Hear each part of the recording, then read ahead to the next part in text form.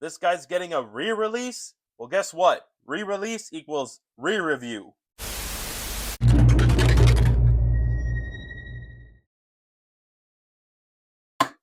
What's going on, everybody? Republic Cinema here, and in this video we're going to be taking a throwback Reviewdeo of the Transformers Studio Series Dark of the Moon Leader Class Shockwave. And if you've been around long enough in the channel, you'll find that I've already done a review of this figure, but let's be real here, that video is kind of old and outdated. This is the same figure from the review. I actually did not go my way to spend another $55 to get the reissued version with the new box. I was also thinking of doing a re-review of the 86 Jazz since he's also reissued too, but I figured I'd wait out on doing a re-review of him until next year, because next year is the 40th anniversary for the 86 movie, but that's another story. Before we take a look at the figure, let's take a quick look at his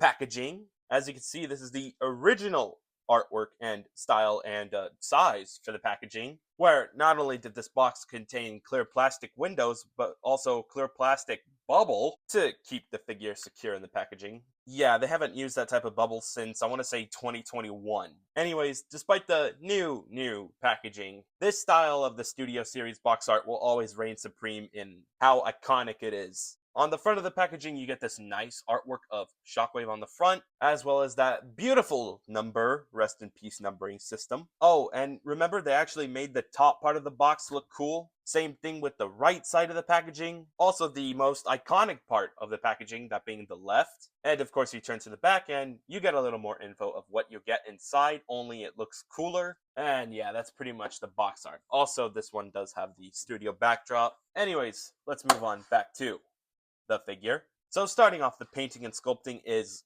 amazing. This figure is almost 6 years old and it is still one of the most accurate Transformers Studio Series figures Hasbro has ever produced. I mean, just look at the details over here. They're immaculate. Same thing with the head sculpt. I guess the only problem with this figure is, I guess, the painting.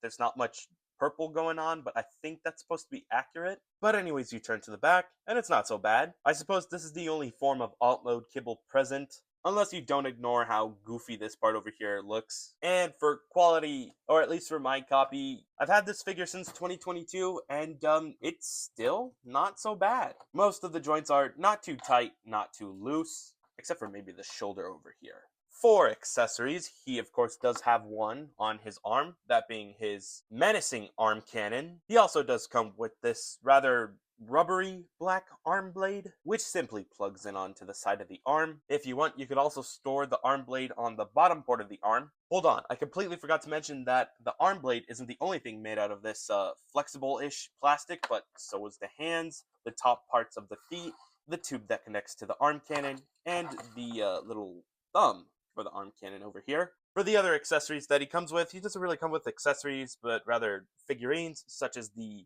paratrooper that did end up having his parachute on Shockwave, also obstructing Shockwave from shooting anything. You can also have this figurine plug onto one of the ports over here. And then the two final figurines that this figure comes with are these very miniature figurines of Brains and Wheelie, which are very easy to lose. That's why whenever I finished up doing the original review of this figure, I immediately put these figurines in a bag and never opened them up. I don't understand why they never added ports on the bottom of their feet so that they could be plugged in onto the top parts of Shockwave's shoulder. Would that not make sense? Yeah.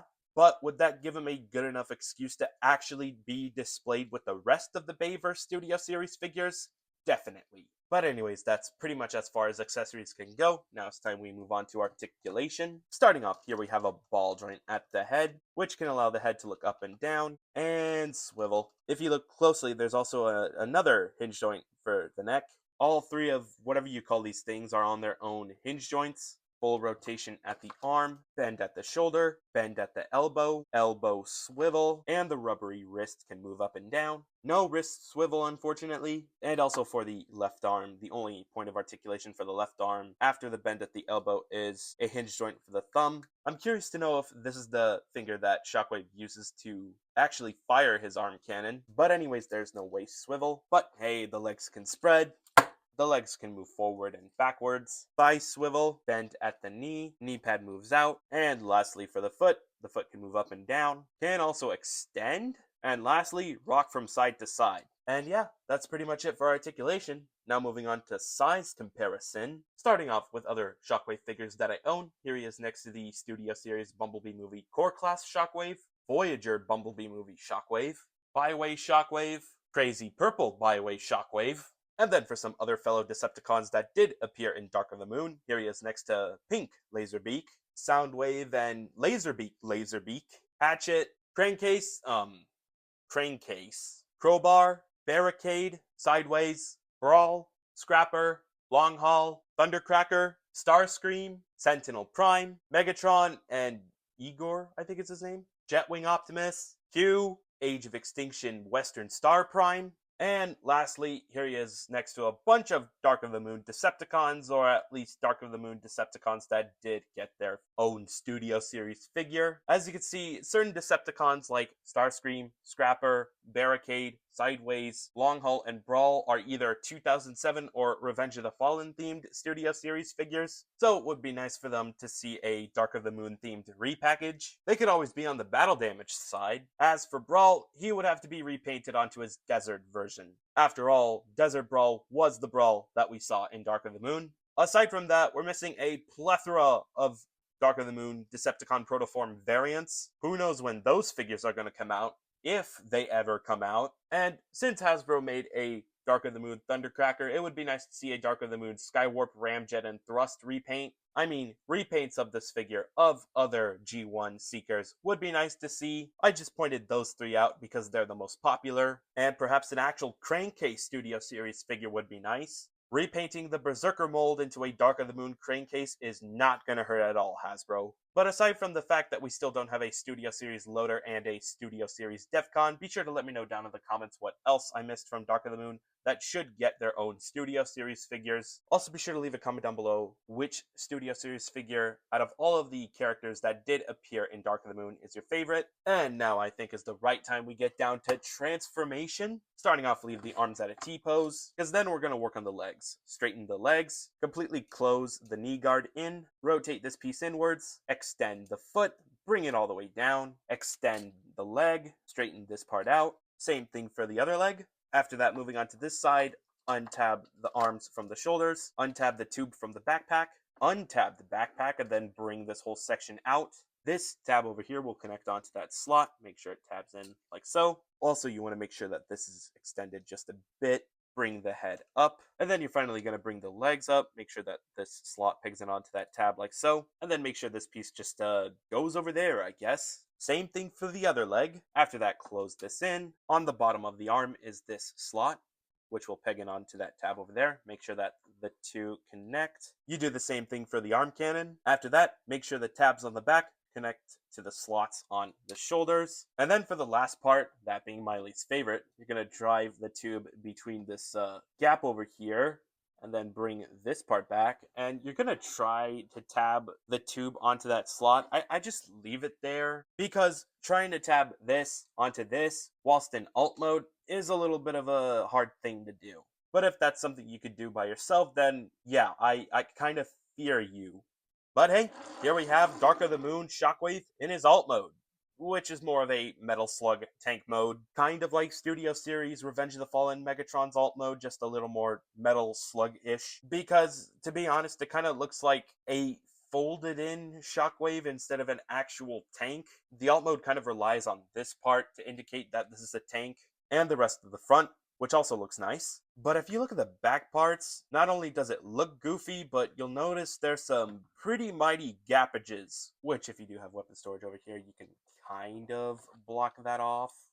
Not really. You can also store the sword on the top over here. I personally recommend storing it on the side over there because it does make the tank mode look just a little more flatter, which I do like. The tank mode does have wheels, and I suppose the thrusters over here contribute to maximum overdrive for Shockwave, and also collateral traffic damage. Oh, and if you want, you can have the paratrooper standing on the back side of the alt mode. But anyways, for a brief comparison, I'm just going to compare him alongside his byway counterparts, that being the normal byway Shockwave in his alt mode, And of course, here he is next to the iconic crazy purple Byway Shockwave. And then lastly, here he is alongside the two altogether, which in my previous review of this mold in particular, that being this figure of course, I've already pointed out what I thought of all three of these being together. So there you go, there's your brief comparison. This is the last time I'm going to show all these three together because I'm never doing a review of this figure again.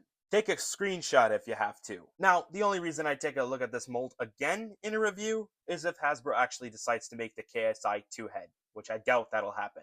And I think that's pretty much it. I think that's all I had to say for the Studio Series Leader Class Dark of the Moon Shockwave. Overall, if you're looking for a movie-accurate Shockwave, for a reasonable price, I guess. Then, of course, Hasbro's got your back with that reissue, which I do recommend picking up since AliExpress made it financially impossible to pick up the knockoff versions. I'm sure you can find those on Amazon too. Now, I don't know if the reissue for this guy is available on Amazon currently. The last time I kept track with the reissued listing on Amazon, he has sold out and also come back in stock.